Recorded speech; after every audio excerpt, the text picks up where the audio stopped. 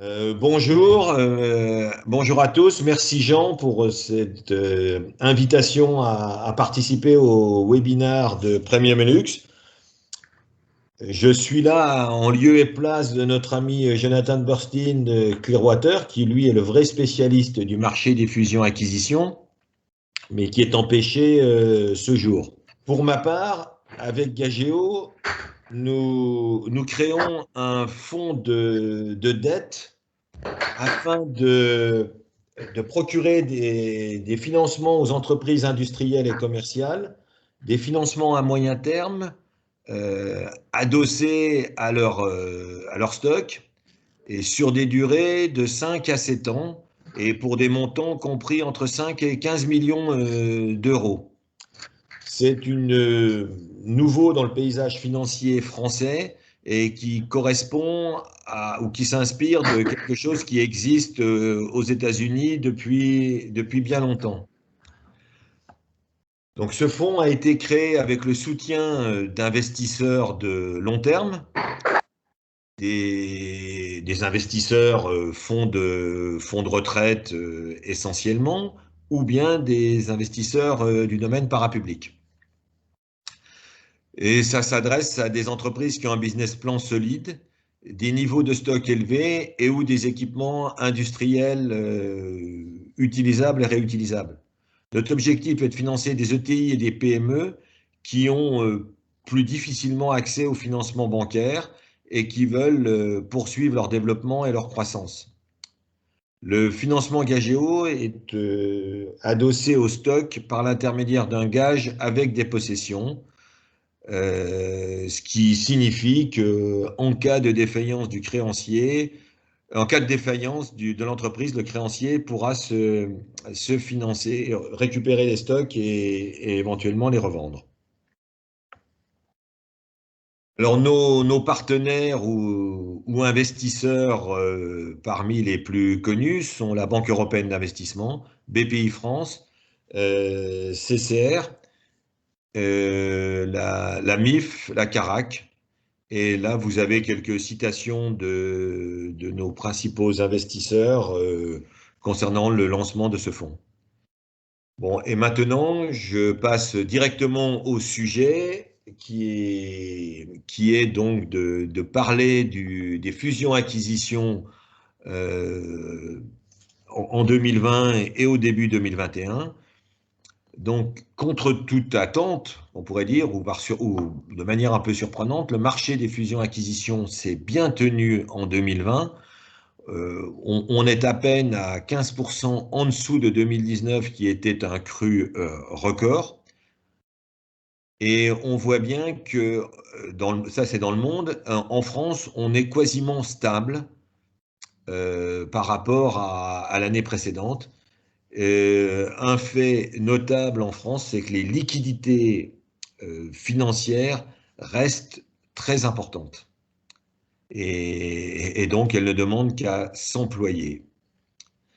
On a pu voir des deals emblématiques démarrer. Bon, on est en plein milieu de l'opération Veolia-Suez, sans savoir exactement quelle sera l'issue. Mais on a aussi vu le PSA et Fiat Chrysler fusionnant, ou encore LVMH prenant le contrôle des bijoux Tiffany, des opérations à plusieurs milliards, et donc le secteur globalement a été actif. Alors dans le packaging, bon, d'abord le secteur du packaging, comme vous le savez, a bien tenu sur l'année 2020. Et bon, à contrario du secteur de l'impression-écriture qui a poursuivi une chute assez forte, les entreprises, globalement, et pour ce qu'on peut savoir, les entreprises du packaging sont résilientes, maintiennent leurs résultats et se portent correctement. Si vous avez vu l'article de Papargus de décembre 2020, vous avez pu constater qu'il y avait eu dans le secteur de l'emballage au sens large un nombre important de transactions. On a répertorié 45 transactions, ce qui est bien. Et l'autre chose qui est intéressante, c'est que les fonds d'investissement ont été très présents et apprécient le secteur de l'emballage pour sa résilience, et les valorisations restent à un bon niveau. Alors, ce n'est pas des valeurs de la tech ou de la santé, mais ça reste pas mal et assez intéressant. Donc là, on a répertorié dans cette page quelques transactions dans le secteur.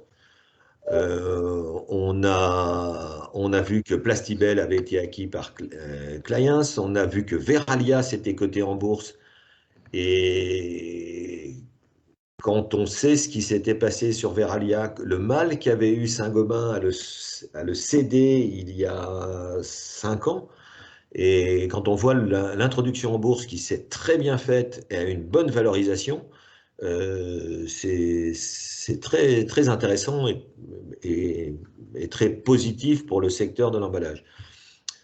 Vous avez une opération intéressante, c'est Midwest Paper acquis par IOP, qui est un investisseur américain, enfin private equity. Et Midwest Paper est la suite d'Appleton Coated aux États-Unis, donc qui faisait du papier couché et qui maintenant, sous l'égide de ce fonds d'investissement et avec les anciens managers, se repositionne sur le marché de l'emballage. Bon, après, vous avez les transactions Silgan, Albéa, Bain Capital, Alstom Mungjo.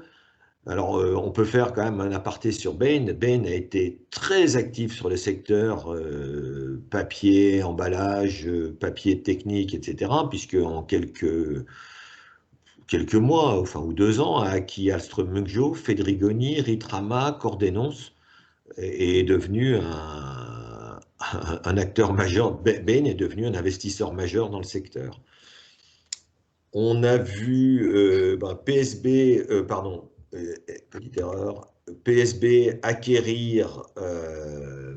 essayer d'acquérir Calipac, et qu'il l'a, bon, compte tenu du Covid, etc., la transaction a été avortée, et peut-être qu'elle pourrait revenir. Et puis on a vu aussi une opération, enfin moi, que je trouve intéressante, c'est Mayr-Meinhof qui s'est porté acquéreur de Kotkan Mills. Donc Kotkan Mills est une opération, une activité qui était au sein du groupe Stora il y a 7-8 ans, qui est sortie pour un prix symbolique, repris par des investisseurs, en particulier OpenGate, avec l'aide de Dermont Smurfit, qui est repassé à un autre fonds d'investissement, et qui maintenant est passé chez Mayr-Meinhof. Et vous voyez qu'il y a 7-8 ans, ça valait 1 euro, et puis l'année dernière, ça en a valu 425. Donc c'est quand même assez intéressant de voir des usines qui étaient presque condamnées, qui sont reparties avec des projets un petit peu différents, des produits différents, et qui ont réussi à montrer qu'ils pouvaient être rentables et se développer. Donc ça, c'est un... Alors, sur les critères ESG, eh bien,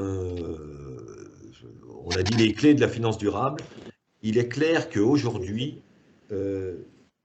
dans le monde de l'investissement financier, les critères ESG sont maintenant systématiquement pris en compte. C'est quasiment les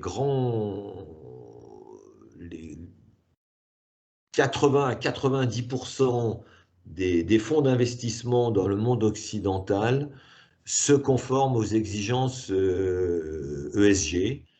Alors, soit ils adhèrent à des chartes européennes, ou bien celles en France de France Invest, ou alors il y en a même parmi les plus grands fonds qui adhèrent directement aux critères PRI de l'ONU.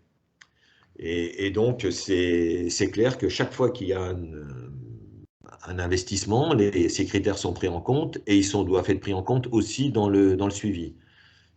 Et bon, vous les connaissez, c'est les critères d'environnement, de développement durable, émissions de CO2, recyclage, pollution sociale, c'est la formation, les conditions de travail, le dialogue social, l'emploi des handicapés. Tout ça, c'est des critères qui sont pris en compte. Et la gouvernance, donc la parité, la lutte contre la corruption, la transparence des rémunérations des dirigeants et la parité dans les comités de direction, dans les conseils de surveillance, conseils d'administration.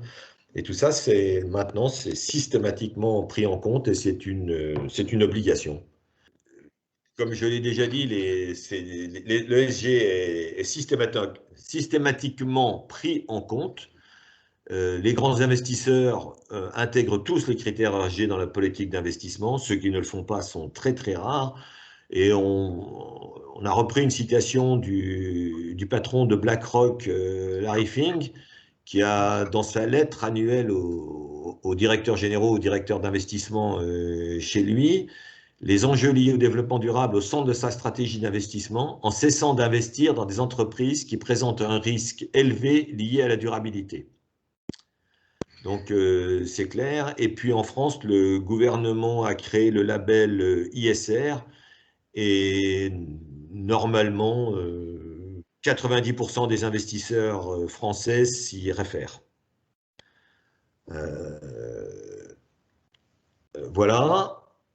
Donc pour les critères ESG, donc j'en ai pas grand-chose de plus à dire, sinon que tout le monde est concerné dans le monde de la finance maintenant, c'est une obligation. Et là, dans le cas de Diageo, par exemple, où nous avons comme un de nos investisseurs principaux étant la Banque européenne d'investissement, dans le règlement de notre fonds, les critères ESG édictés par la Banque européenne d'investissement sont repris en compte et c'est une obligation.